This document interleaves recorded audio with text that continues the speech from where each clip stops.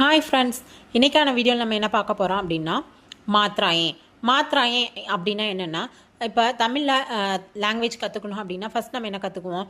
உயிரெழுத்துக்கள் கற்றுக்குவோம். அதுக்கப்புறம் மெய்யெழுத்துக்கள் கற்றுக்குவோம். அதுக்கப்புறம் மெய் எழுத்துக்கள் கற்றுக்குவோம் இல்லையா? ஸோ அதே தான் இங்கேயும் ஃபஸ்ட் நம்ம வந்து ஒவல்ஸ் பார்த்தோம், அடுத்து கான்சனன்ஸ் பார்த்தோம். அதுக்கு அடுத்து என்ன கற்றுக்கணுன்னா பாரகடி கற்றுக்க போகிறோம். ஸோ அதுக்கு முன்னால், அதாவது இப்போ தமிழில் கா ஞாச்சா எழுதுவோம், அதுக்கடுத்து காவும் ஆவும் சேர்ந்து கா அப்படின்னு ஆகும். கா ப்ளஸ் ஆ கா அப்படின்ற ஆகும் இல்லையா? அப்போ அதுக்கு நம்ம சில குறியீடுகள் யூஸ் பண்ணுவோம் இல்லையா? அதே மாதிரி ஹிந்திலையும் அதுக்கு கொஞ்சம் குறியீடுகள் இருக்குது. அது என்னன்றதை இங்கே இந்த வீடியோவில் நம்ம பார்க்க போகிறோம். வாங்க வீடியோக்குள்ளார போகலாம்.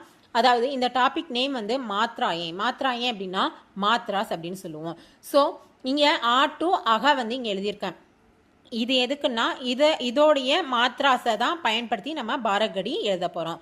அதை ஃபஸ்ட்டு பாருங்களேன், இது சிம்பிளாக சொல்லித்தரேன் பாருங்களேன். இப்போ ஆ லெட்டர் இருக்கா, ஆவை எழுதிக்கிட்டோம். ஆவை இந்த லெட்டரை ஹைட் பண்ணுங்கள். ஏதாவது பக்கத்தில் குறியீடு இருக்கா? இல்லை. அப்போ ஆக்கு என்ன, எந்த மாத்திராவுமே கிடையாது. செகண்டு பாருங்கள், ஆ லெட்டர் இருக்குது. அப்போ ஆவை ஹைட் பண்ணுங்கள். ரிமைனிங் என்ன இருக்குது? ஒரு ஸ்டாண்டிங் லைன் இருக்கா? அப்போ ஆக்கான மாத்திரா என்ன? One standing line. சரி, நெக்ஸ்ட் இ அப்படின்ற லெட்டரை ப்ரனவுன்ஸ் பண்ணுங்களேன்.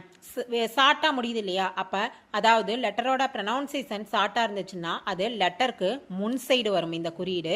அதே லெட்டரோட ப்ரனவுன்சேஷன் இ அப்படின்றது ப்ரனவுன்ஸ் பண்ணுங்களேன், லென்த்தாக இருக்கும். ஸோ அப்போ அந்த லெட்டரோட ப்ரனவுன்சேஷன் லென்த்தாக இருக்கனால அது அந்த குறியீடு வந்து லெட்டருக்கு பேக் சைடு வரும்.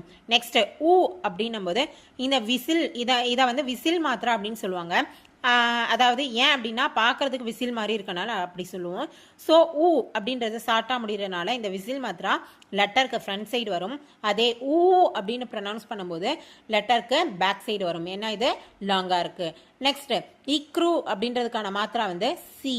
ஏ அப்படின்னா ஒரே ஒரு கர்வ் மட்டும் மேலே போடணும், லெட்டருக்கு மேலே ஒரு கர்வ். நெக்ஸ்ட் ஐ அப்படின்னா லெட்டருக்கு மேலே டபுள் கர்வ் வரும். அதாவது ஐ அப்படின்றதுக்கு ஃபார் எக்ஸாம்பிள் சொல்கிற மாதிரி பாருங்களேன், கை அப்படின்னு எழுதுறோம். இக்கு ப்ளஸ் ஐ, கை அப்படின்னு எழுதுவோம் இல்லையா? ஸோ அதுக்கு அந்த ஐக்கு டபுள் கர்வ் வரும். நெக்ஸ்ட் ஓக்கு இந்த ஓவை ஹைட் பண்ணால் என்ன இருக்குது? ஒரு கர்வும் ஒரு ஸ்டாண்டிங் லைனும் இருக்கு இல்லையா? அப்போ ஓக்கான மாத்திரா என்ன? One standing line, one curve. Next அவுக்கான மாத்திரா ஆவா ஹைட் பண்ணால் என்ன இருக்குது? One standing line, double curve இருக்குது. ஸோ அவுக்கான மாத்திரா என்ன? One standing line and double curve. அம்கான மாத்திரா ஆவா ஹைட் பண்ணால் என்ன இருக்குது? ஒரு டாட் மட்டும் இருக்குது. அஹக்கான மாத்திரா ஆவா ஹைட் பண்ணால் என்ன இருக்குது? ரெண்டு டாட் இருக்குது. ஸோ அஹக்கான மாத்திரா இது. ஓகேங்களா? இதெல்லாம் யூஸ் பண்ணி தான் நம்ம வந்து பாரகடியில் லெட்டர்ஸ் எழுத முடியும்.